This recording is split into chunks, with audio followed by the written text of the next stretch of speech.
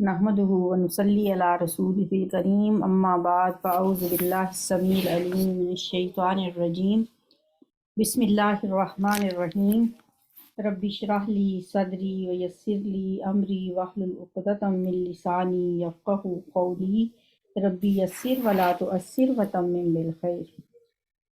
سورۃ ضحیٰ جو ہے یہ مکی صورت ہے، مکہ کے ابتدائی زمانے میں نازل ہوئی۔ ضحیٰ کا مطلب ہوتا ہے دن چڑھے کا وقت۔ میں نے آپ کو پچھلی ایک کلاس میں بتایا تھا۔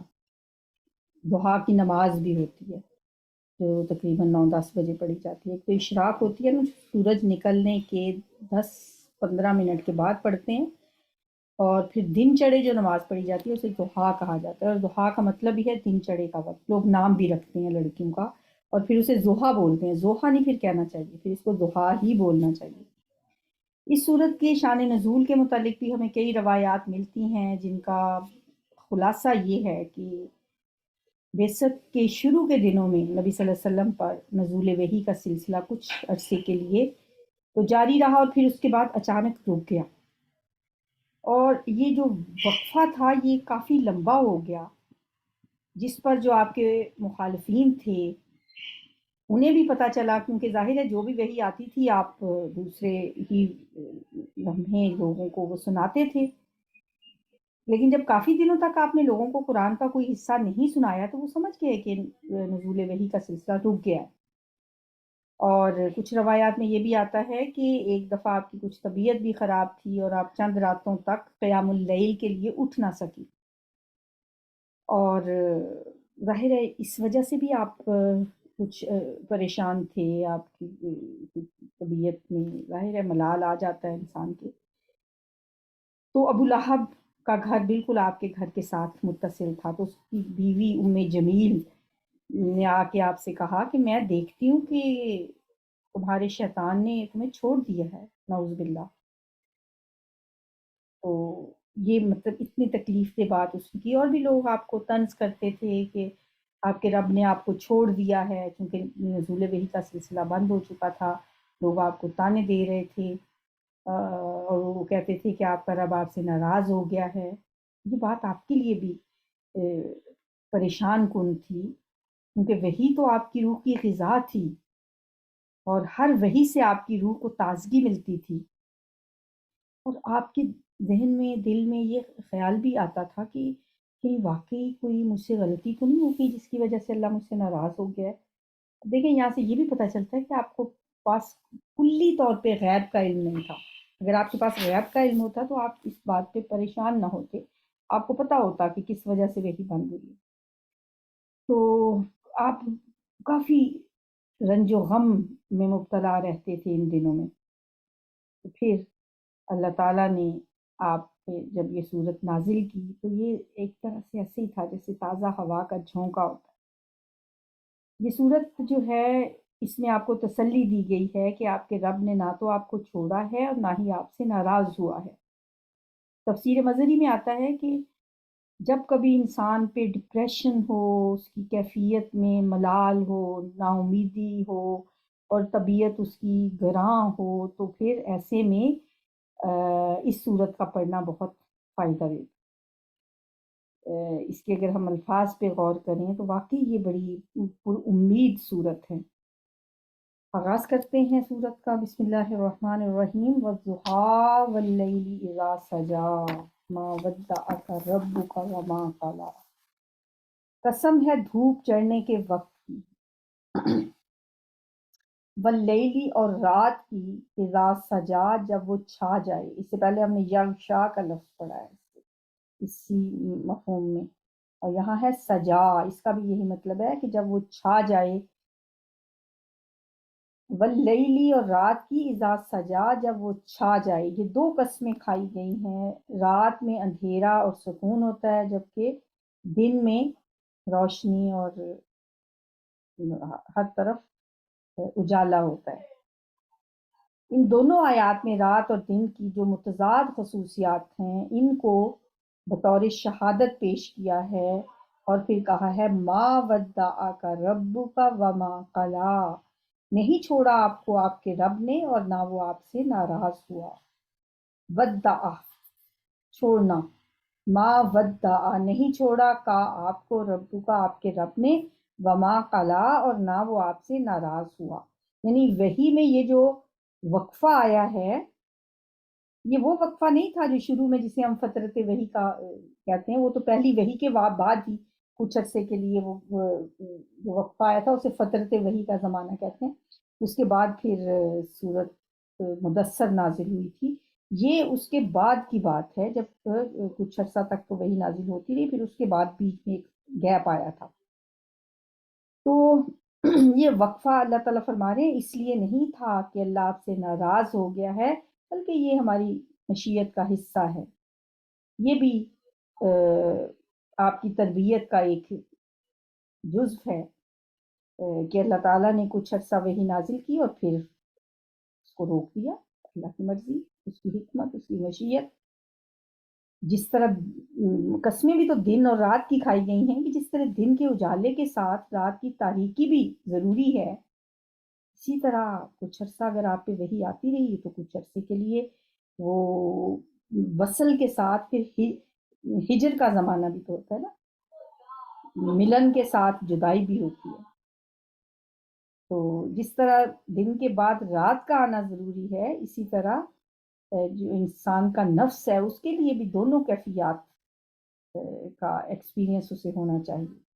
یعنی جو ایک وصل کی لذت ہے اس کے ساتھ ساتھ جو دوسری کیفیت ہوتی ہے جسے انقباض کہا جاتا ہے، جو ہجر کی کیفیت ہوتی ہے، اس سے آشنا ہونا بھی بہت ضروری ہے. تو اللہ تعالیٰ نے دن اور رات دونوں کی قسم کھا کے فرمایا کہ آپ پریشان نہ ہوں. ماں ودعک ربک وما قلی، نہ تو آپ کے رب نے آپ کو چھوڑا ہے اور نہ ہی وہ آپ سے ناراض ہوا ہے. ذرا سوچیں کتنا آپ کو اس سورت کے نزول سے تسلی ملی ہوگی، کتنا آپ کا دل خوش ہوا ہوگا کہ ایک طرف آپ اتنے پریشان تھے کہ بعض روایات میں آتا ہے کہ آپ اس قدر رنج و غم میں مبتلا ہوتے تھے. آپ فرماتے ہیں، آپ کی ایک حدیث کا مفہوم ہے کہ اس دوران آپ کا کبھی کبھی دل کرتا، آپ فرماتے کہ میرا دل چاہتا ہے کہ میں کسی پہاڑ پر چڑھ کے خود کو نیچے گرا دوں. یعنی یہ کیفیت تھی اس وقت آپ کی، اور اس پس منظر میں یہ صورت نازل ہوئی. فرمایا ما ودعک ربک وما قلی وللآخرۃ خیر لک من الاولی. وللآخرۃ لام میں تاکید ہے، اور یقیناً آخرت یعنی بعد میں آنے والا جو وقت ہے، خیر بہتر ہے لکا آپ کے لیے، من الاولی پہلے وقت سے. پہلے وقت سے بعد کا وقت آپ کے لیے بہتر ہوگا. یعنی اس وقفے کی کیفیت کے بعد آنے والی اب ہر گھڑی ہر لمحہ آپ کے لیے خوشی کا پیغام لے کے آئے گا. اس آیت سے نبی صلی اللہ علیہ وآلہ وسلم کی زندگی کے اگر ہم ان ایام کو دیکھیں اور اس آیت کے ساتھ ان کو جوڑیں تو واقعی دنیا میں بھی آپ کے لیے جو مشکلات تھیں ان مشکلات کے بعد پھر آنے والا ہر لمحہ ہر وقت جو ہے آپ کے لیے آسانیاں ہی لے کر آیا. اور اگر اس سے وہی مراد لیں جو ترجمہ یہاں لکھا ہوا ہے کہ یقیناً آخرت بہتر ہے آپ کے لیے دنیا سے، تو یہ مفہوم بھی بالکل فٹ ہوتا ہے اس پہ کہ دنیا سے تو ہر حالت میں ہی آخرت بہتر ہے، اور نبی صلی اللہ علیہ وآلہ وسلم کے لیے تو بہت ہی بہتر. وَلَسَوْفَ اور ان قریب، لام تاکید ہے، البتہ ان قریب اور ضرور ان قریب، یؤتی کا عطا کرے گا آپ کو، ربو کا آپ کا رب، فترضا کہ آپ راضی ہو جائیں گے. آپ کا رب ان قریب آپ کو اتنا کچھ عطا فرمائے گا کہ آپ راضی ہو جائیں گے. آپ کی محنتوں کے ایسے ایسے نتائج آپ کے سامنے آئیں گے کہ انہیں دیکھ کے آپ خوش ہو جائیں گے. اور اللہ تعالیٰ نے واقعی آپ کو دنیا میں جو سرفراز فرمایا فتوحات سے، جو عہد رسالت میں فتوحات ہوئیں، جو خلافت راشدہ میں فتوحات ہوئیں، پھر اس کے بعد جو اسلام کا جو دنیا کے مشرق و مغرب میں جو ڈنکا بجا، اللہ تعالیٰ کی اس ایک فرمان میں وہ ساری پیشین گوئیاں کر دی گئی ہیں جو اللہ نے اپنے حبیب صلی اللہ علیہ وآلہ وسلم کے لیے اس دنیا میں رکھی تھی، اور پھر آخرت کے لیے تو آپ کے لیے بہت کچھ محفوظ کیا ہوا ہے اللہ تعالیٰ نے، جن چیزوں کی حقیقت کو شاید اللہ کے سوا اور کوئی جان ہی نہیں سکتا کہ آپ کو آخرت میں کیا کیا ملنے والا ہے۔ وَلَسَوْفَ يُؤْتِيكَ وَلَسَوْفَ يُؤْتِيكَ رَبُّكَ فَتَرْضَىٰ۔ اب دیکھیں پچھلی صورت میں بھی اس سے ملتی جلتی ایک آیت تھی وَلَسَوْفَ يَرْضَىٰ، وہ خوشخبری یہاں پہ جو سنائی جا رہی ہے وہ تو حضور صلی اللہ علیہ وسلم کو سنائی جا رہی ہے، اور ایسی ہی خوشخبری پیچھے سورہ لیل میں حضرت ابوبکر صدیق رضی اللہ تعالیٰ عنہ کو دی گئی۔ دونوں آیات ایک ہی جیسی ہیں، اس میں ہے فترضا، پس آپ راضی ہو جائیں گے، اس میں تھا یرضا، اس میں غائب کا صیغہ تھا، یعنی کہ اس میں دونوں مفہوم میں نے آپ کو بتائے تھے کہ حضرت ابوبکر صدیق کے بارے میں بھی ہو سکتا ہے کہ وہ راضی ہو جائیں گے، اور اللہ کے بارے میں بھی ہو سکتا ہے۔ تو یہاں پہ نبی صلی اللہ علیہ وآلہ وسلم کے بارے میں فرمایا وَلَسَوْفَ يُؤْتِيكَ رَبُّكَ فَتَرْضَىٰ۔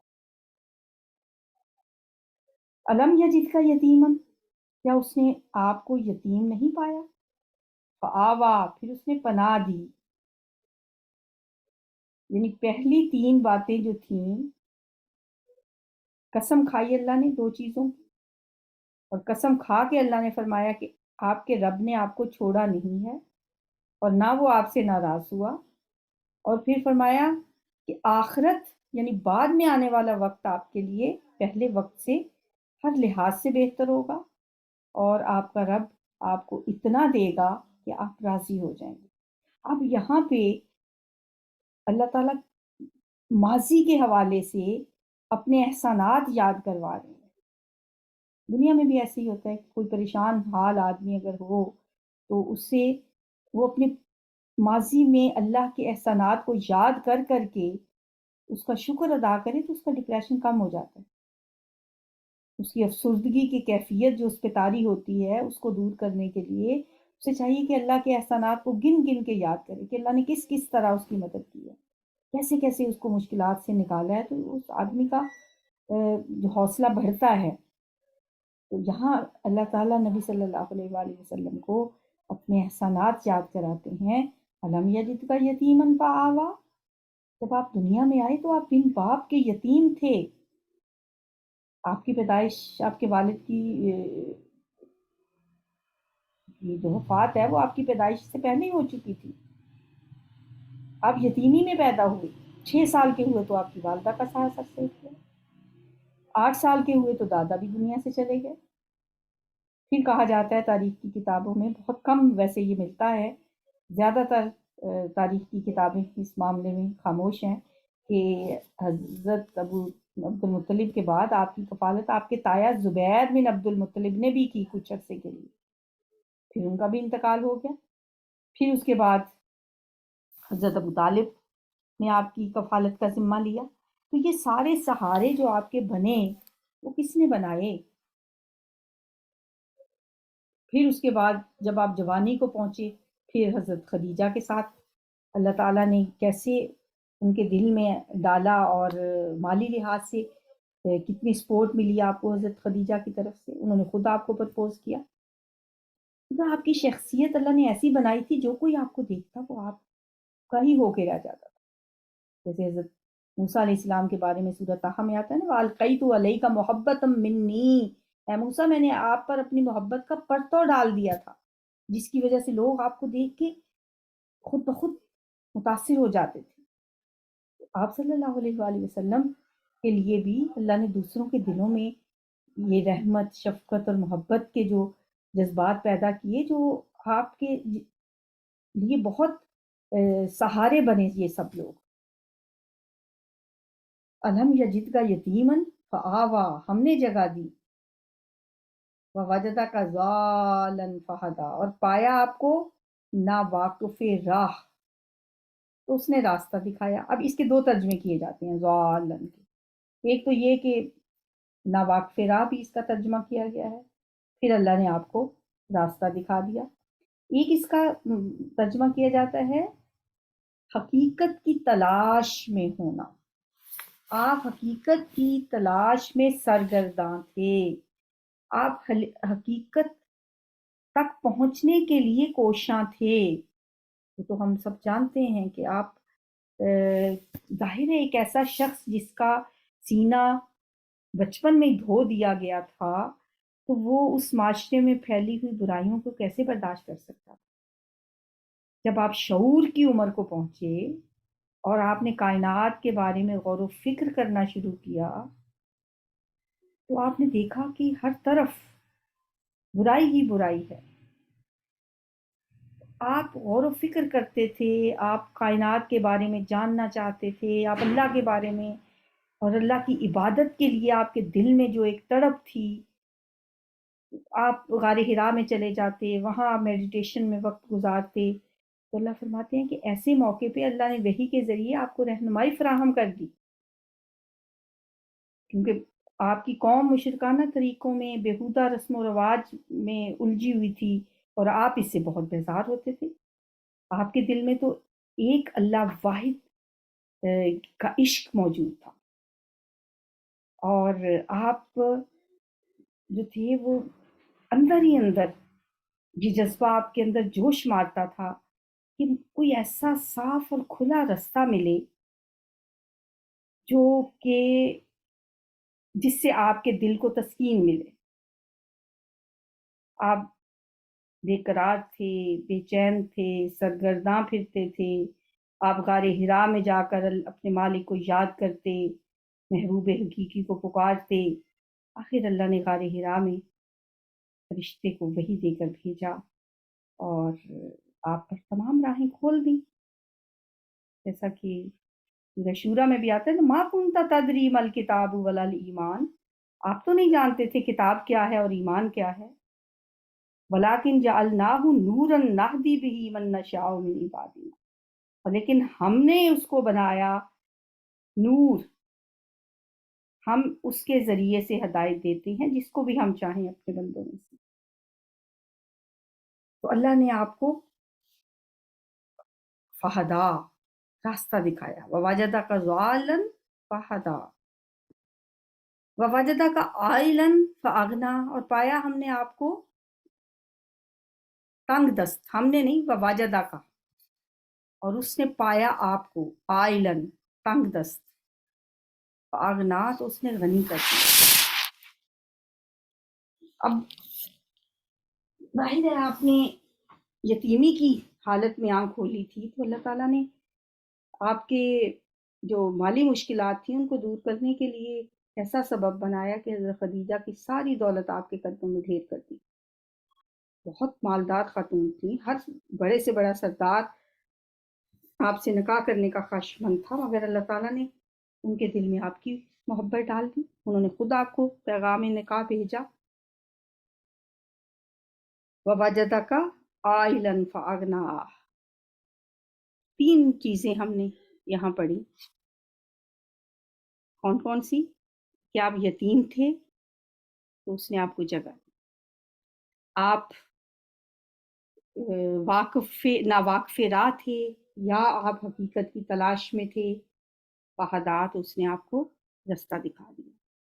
ووجدک عائلا فاغنا, آپ تنگ دست تھے تو اس نے آپ کو غنی کر دیا. یہ تین ہدایات جو ہیں اگلی آیات میں دی جا رہی ہیں. پہلی تین احسانات تھے. تین احسانات کا ذکر کرنے کے بعد اب اسی ترتیب سے تین ہدایات آپ کو دی جا رہی ہیں. اب آپ کیا کریں؟ اللہ نے تو آپ کے لیے یہ تین کام کیے.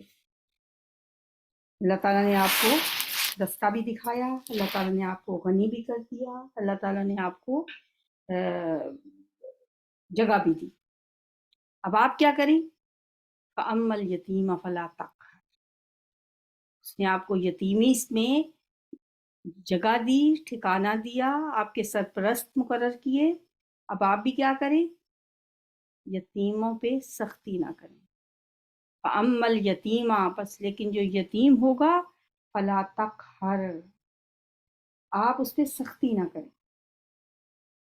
جیسے اللہ نے آپ کی کفالت کا بندوبست کیا، آپ بھی یتیموں کی سرپرستی کریں. وَأَمَّا السَّائِلَ فَلَا تَنْهَرْ، اب آپ کسی سائل کو جھڑکیں نہ.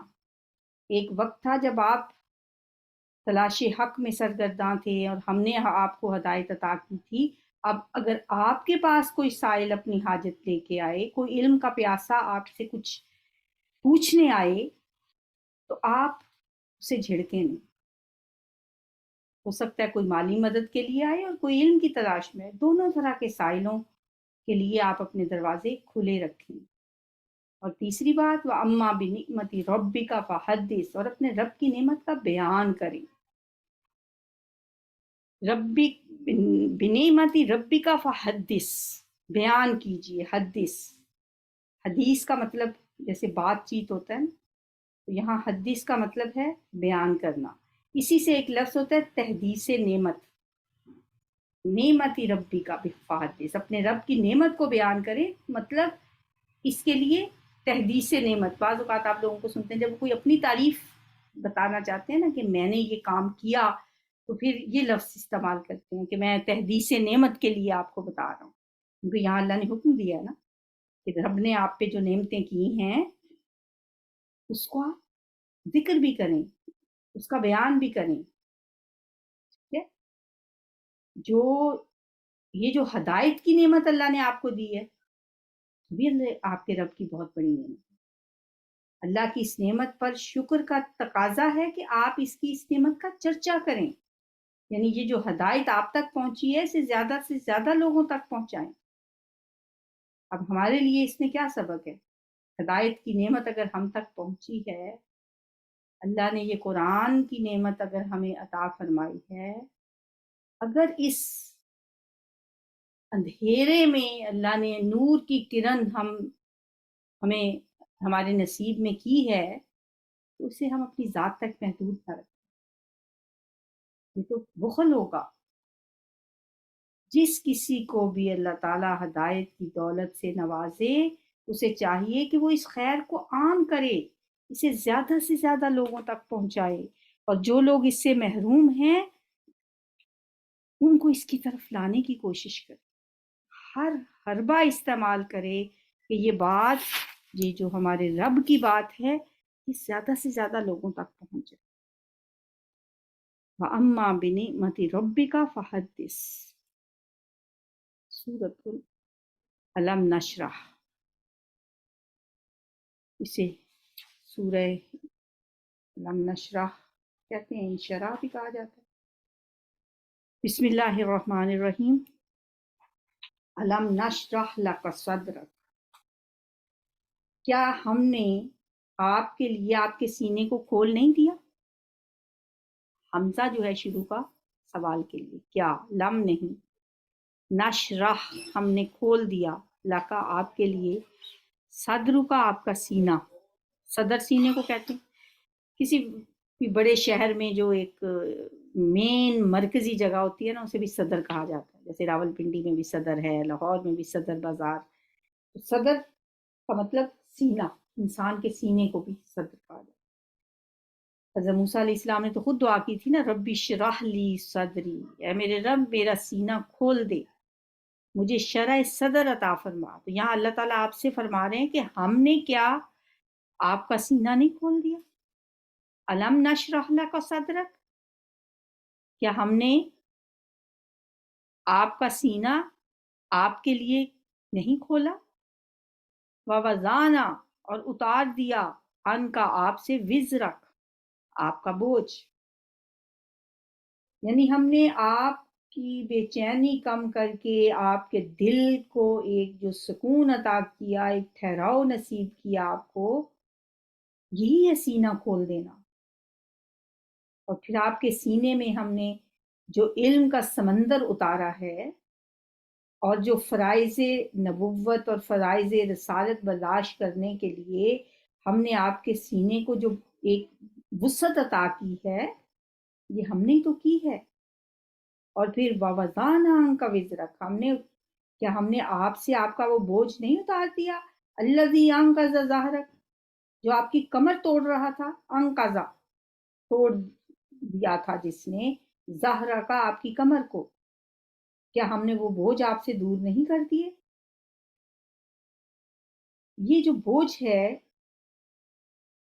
اس کے بارے میں مختلف آراء ہمیں ملتی ہیں، جن میں سے زیادہ مشہور تو یہی ہے کہ آپ صلی اللہ علیہ وآلہ وسلم کو نبوت ملنے کے بعد جو دعوت و تبلیغ کی مشقتیں برداشت کرنا پڑی اور لوگوں کی طرف سے جو اذیتیں آپ کو دی گئیں، یہ ایک بہت گراں بوجھ تھا۔ اللہ تعالیٰ نے یہاں پہ اس کا ذکر کیا ہے کہ کیا ہم نے یہ سارے بوجھ آپ کی کمر سے اتار نہیں دیے؟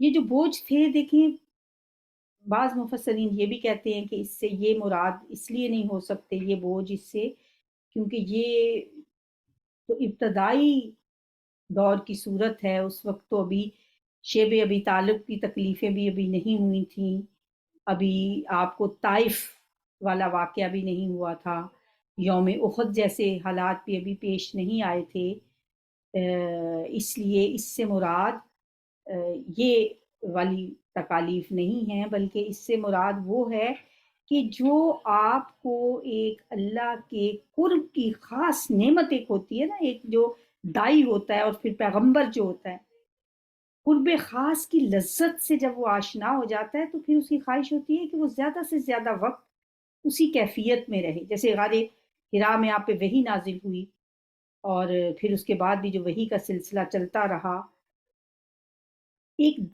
پیغمبر جب اس کیفیت سے نکل کے لوگوں میں آتا ہے، پھر لوگ جب اس کا مذاق بھی اڑاتے ہیں، کبھی اس کو آپ صلی اللہ علیہ وآلہ وسلم کو کیا کیا نہیں کہا گیا، مجنون کہا گیا، آپ کو کبھی شاعر کہا گیا، دیوانہ کہا گیا، آپ ظاہر تکلیفیں اذیتیں، بے شک وہ شروع کا ہی زمانہ تھا، لیکن آپ کو کوئی بہت وارم ویلکم تو نہیں ملا، کسی پیغمبر کو بھی نہیں ملا لوگوں کی طرف سے کہ ہاں جی بہت خوشی ہوئی یہ سن کے کہ آپ پہ اللہ کا پیغام آتا ہے آپ کی طرف، تو ہم آپ سب مل کے ہم آپ کو ویلکم کرتے ہیں، ایسا تو کسی پیغمبر کو بھی نہیں کہا گیا۔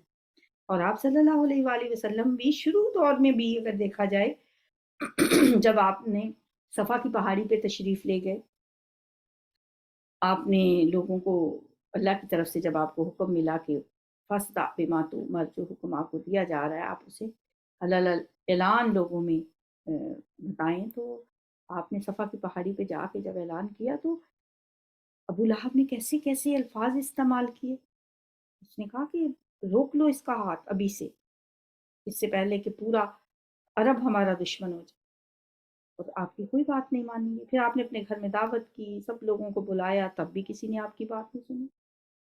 یہ جو مشکل وقت تھا اس میں اللہ تعالیٰ نے آپ کو ایک وقت آیا کہ اللہ نے اس سے آپ کو آزاد کر دیا۔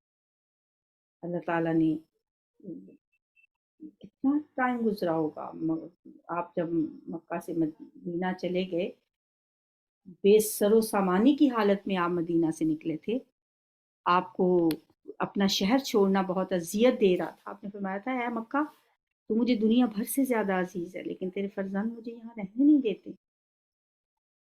آپ نے شہر چھوڑا، آپ نے اپنا گھر بار چھوڑا، آپ نے اپنے لوگ چھوڑے، رشتہ دار چھوڑے، ان کی آپ کی بیٹیاں بھی پیچھے رہ گئیں، یہ تھوڑا اذیت ناک کام تھا، لیکن 10 سال کے بعد آپ اسی شہر میں جس شان سے نازل ہوئے، جس شان سے داخل ہوئے، وہ سب اللہ نے مشکلات آپ کی آسان کر دی۔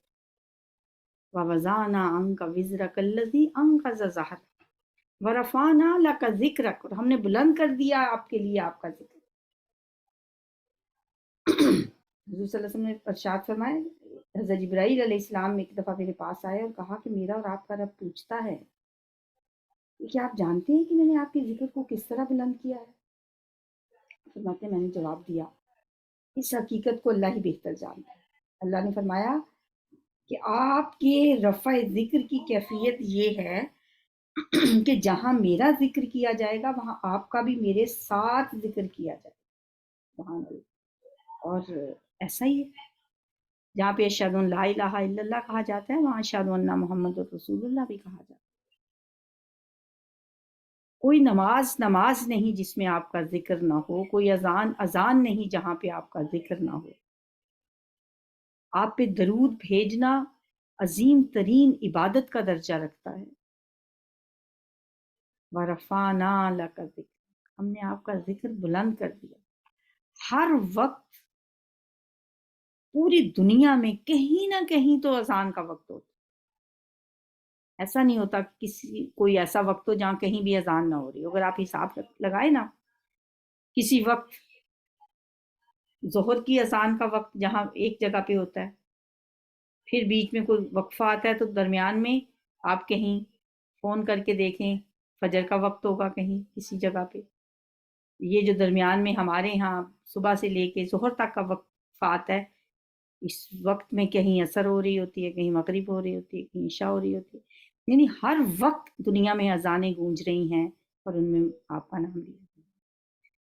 وَرَفَعْنَا لَكَ ذِكْرَكَ فَإِنَّ مَعَ الْعُسْرِ يُسْرًا إِنَّ مَعَ الْعُسْرِ يُسْرًا، تو بے شک تنگی کے ساتھ آسانی ہے، ہاں، إِنَّ مَعَ الْعُسْرِ يُسْرًا، پھر تاکید کے لیے دوبارہ پھر، یقیناً مشکل ہی کے ساتھ آسانی ہے۔ دنیا میں ایسا نہیں ہوتا کہ اگر کوئی شخص کسی مصیبت میں ہے تو بس پھر وہ ہمیشہ مصیبت میں ہی رہے، یا اگر کسی کے ساتھ آسانیاں ہیں تو آسانیاں ہی رہے۔ ذالک الایام نداولها بین الناس، یہ دن ہیں جنہیں اللہ تعالیٰ فرماتے ہیں کہ ہم پھیرتے رہتے ہیں لوگوں کے درمیان۔ کبھی کسی کے ساتھ اچھا وقت ہے، کبھی برا وقت ہے، لیکن مشکلات کے بعد آسانیاں ضرور آتی ہیں۔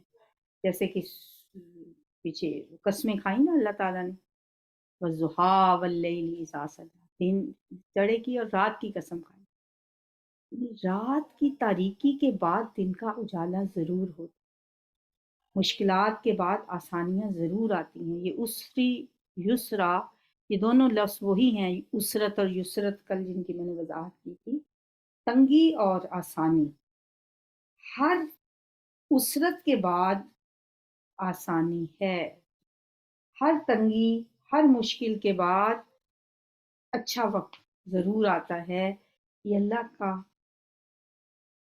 کلام ہے اور یہ اللہ کی بات ہے، یہ کوئی اور نہیں کہہ رہا، یہ اللہ فرما رہے ہیں کہ ان مع العسر یسرا فإن مع العسر یسرا ان مع العسر یسرا، بے شک تنگی کے ساتھ آسانی ہے، ہاں لازماً تنگی کے بعد آسانی ہے۔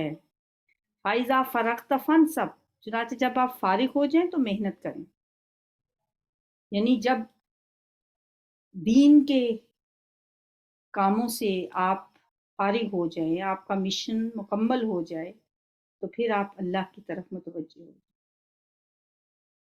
اور اللہ کا قرب حاصل کرنے کے لیے محنت کرنا شروع کر دیں۔ فَإِذَا فَرَغْتَ فَانْصَبْ، جب آپ فارغ ہو جائیں تو محنت کیجیے۔ وَإِلَىٰ رَبِّكَ فَارْغَب، اور اپنے رب کی طرف رغبت کیجیے۔ یہ سب ہمارے لیے بھی ہے کہ جب آپ کا جب بھی آپ ظاہر ہے اللہ تعالیٰ نے انسان کو بہت ساری ذمہ داریاں دی ہیں، ہر انسان اپنی اپنی جگہ پہ اپنی ذمہ داریوں کو پورا کرنے کا پابند ہے۔ کلکم راع و کلکم مسئول عن رعیتہ، ہر شخص چرواہے کی حیثیت رکھتا ہے اور اس سے اسی کی رعیت کے بارے میں پوچھا بھی جائے گا۔ اور اللہ کی طرف رجوع کرنے کے لیے جب آپ کو اپنے کاموں سے فارغ ہوں، فَإِذَا فَرَغْتَ فَانْصَبْ، تو محنت کریں، جم جائیں اور اپنے رب کی طرف رغبت کریں۔ چنانچہ ایسا ہوا کہ آپ کا جب مشن مکمل ہوا تو آپ نے فوراً کیا کیا، آپ نے تو اللہ کی طرف ایسے رغبت کی کہ اللہم فی الرفیق الاعلیٰ، کہ اللہ اب میں اپنے فرائض منصبی سے فارغ ہو گیا ہوں، اب بس رفیق الاعلیٰ سے ملنا چاہتا ہوں. یعنی مزید دنیا میں رہنے یا اس دنیا سے جانے کے متعلق اللہ تعالیٰ نے آپ کو اختیار دیا تھا. روایات میں آتا ہے کہ آخری ایام میں ایک دن جب آپ کا مرض کچھ بہتر ہوا تو آپ مسجد میں تشریف لائے، ممبر پہ آپ تشریف لے گئے، خطبہ دیا، اس کے بعد آپ ممبر سے نیچے اترے، ظہر کی نماز پڑھائی، پھر ممبر پہ چلے گئے، اور آپ نے کچھ نصیحت نہیں کرنے کے بعد فرمایا کہ ایک بندے کو اللہ نے اختیار دیا کہ وہ یا تو دنیا کی زیب و زینت میں سے کچھ چاہے تو اللہ اسے وہ دے دے، یا اللہ کے پاس جو کچھ ہے اسے اختیار ہے کہ وہ ان میں سے جس کو چاہے اختیار کرے. تو اللہ کے پاس جو کچھ ہے وہ پسند کرتا ہے یا دنیا کی چمک تک. تو اس بندے نے اللہ کے پاس والی چیز کو اختیار کر لیا. اب یہ ایک مبہم سی بات تھی کہ بات سن کے حضرت ابوبکر صدیق رونے لگے اور فرمایا ہم اپنے ماں باپ پر، ہم اور ہمارے ماں باپ آپ پہ قربان. تو اس پہ لوگوں کو حیرت ہوئی کہ حضور نے کیا فرمایا اور حضرت ابوبکر نے کیا کہا. پھر چند دن کے بعد پتہ چلا کہ جس بندے کو اختیار دیا گیا تھا وہ خود رسول اللہ صلی اللہ علیہ وآلہ وسلم تھے، اور ابوبکر صدیق صحابہ کرام میں سب سے زیادہ صاحب علم تھے جنہوں نے اس بات کو سمجھ لیا. تو یہ چھوٹی سی صورت ہے، اس میں ہمارے لیے بہت بڑا سبق ہے کہ مشکلات میں ہم گھبرائیں نہیں. جب اللہ نے کہا ہے ان مع العسر یسرا، تو اللہ نے اس وقت بھی کر کے دکھایا. کتنی مشکل لائف آپ نے گزاری، کیسے 3 سال آپ نے شیب ابی طالب میں گزارے، کیا آپ کے ساتھ بیتی جب آپ طائف تشریف لے گئے. احد میں آپ کو لہو لہان کر دیا گیا، لیکن پھر اس کے بعد یہ وقت بھی آیا اذا جاء نصر اللہ والفتح ورأیت الناس يدخلون فی دین اللہ افواجا. جب اللہ کی مدد آ گئی اور فتح آ گئی اور آپ نے دیکھا لوگوں کو کہ وہ جوق در جوق دین اسلام میں داخل ہو رہے ہیں، تو یہ صرف اس وقت کے لیے نہیں تھی آیتیں، ہمارے لیے بھی ہیں. ہمیں بھی اللہ پہ بھروسہ رکھنا چاہیے. جب بھی کوئی پریشانی آئے، جب بھی کوئی مشکل آئے، تو یہ سمجھ لیں کہ ان مع العسر یسرا، ہر تنگی کے بعد آسانی ہے. چلیں جی، کل کی دعا ہماری جو ادھوری رہ گئی تھی اس کو دوبارہ سے دیکھ لیتے ہیں. اللہم انت ربی، اے اللہ تو میرا رب ہے. انت تو ربی، میرا رب ہے. لا الہ الا انت، نہیں ہے کوئی معبود مگر تو ہی. خلقتنی، تو نے مجھے پیدا کیا. وانا عبدک، اور میں تیرا بندہ ہوں. وانا علی عہدک، اور میں تیرے عہد پہ، ووعدک، اور تیرے وعدے پہ ہوں. مستطاعت، جس قدر مجھ میں استطاعت ہے. اعوذ بک من شر ما صنعت، میں پناہ مانگتا ہوں اس چیز کے شر سے جو میں نے کی. ابوء لک بنعمتک علیہ، اور مجھے اعتراف ہے ان نعمتوں کا جو تو نے مجھ پہ کی. وابوء بذنبی، اور مجھے اپنے گناہوں کا بھی اعتراف ہے. فاغفر لی، مجھے بخش دے. انہ لا یغفر الذنوب الا انت، بے شک گناہوں کو نہیں بخش سکتا مگر تو ہی. بہت پیاری یہ دعا ہے، ہر نماز کے بعد مانگا کریں، صبح و شام مانگا کریں. صبح و شام کی دعائیں آج مکمل ہو